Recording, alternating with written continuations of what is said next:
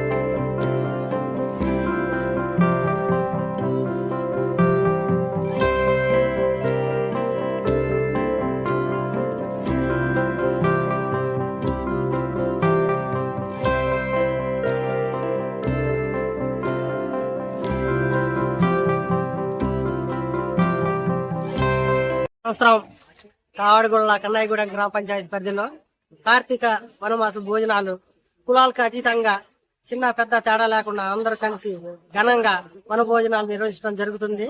ఇదే విధంగా ప్రతి సంవత్సరం అందరూ కలిసి ముందుకెళ్లాల్సిందిగా తెలియజేస్తున్నాం.